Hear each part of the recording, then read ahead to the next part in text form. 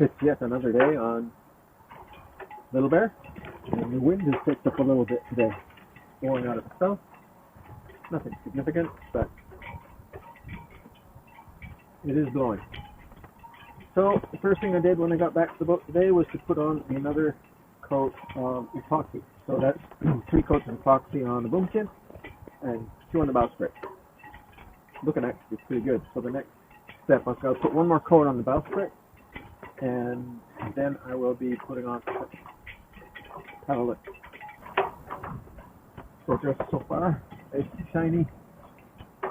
Hopefully the epoxy is penetrating like it's supposed to be penetrating. And then all the little cracks and divots.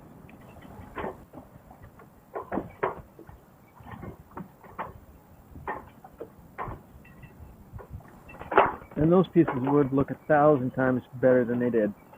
Kind of like how I envisioned it when I first started.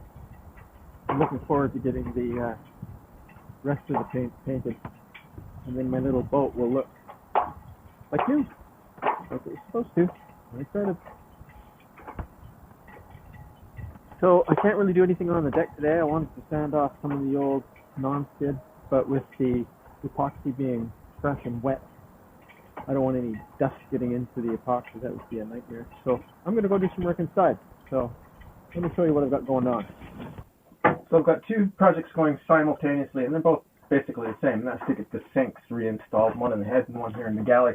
I did I procured a piece of plywood, the proper thickness, I think that's 5/8 thick for the countertops here. But then I rethought my program, and I thought it would be easier with a little bit of 1/2-inch plywood. There won't be a whole lot of stress on the wood itself, and using a 1/2-inch will make it easier to install. I'll show you why. This is the opening for the sink, which I have to fill. This countertop is 5/8, and what I've done is I have purchased 1/2-inch plywood, and what I will do is I will go around the edge of the counter with my router and cut a notch 1/2 inch deep and 3/8 wide, whatever, and then just set the plywood down inside it. That way I don't have to notch the new plywood, I just have to notch this plywood. And that makes me happy. Happy, happy, happy. Once more onto the head ratio once more.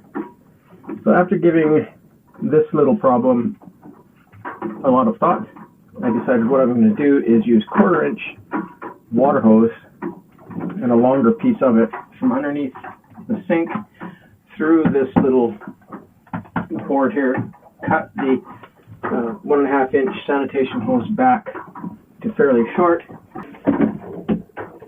and then put the right angle in this cabinet rather than under the sink. And hopefully that won't put any stress on the drain tail and won't put any stress on the hoses. We'll see how that works out. But anyway, that's the plan. A couple of minor adjustments and the sink is now plumbed.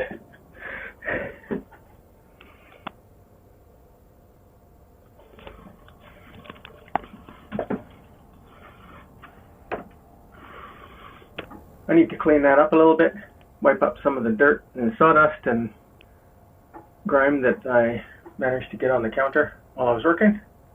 But other than that, I have a serviceable sink in the head.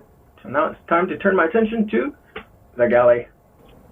I have created an insert to fill the hole. Now, this is basically just a template. I'm going to have to create one same as this, except about a 1/2 inch bigger, because I'm going to cut a groove with my router here that I want this piece to sit into.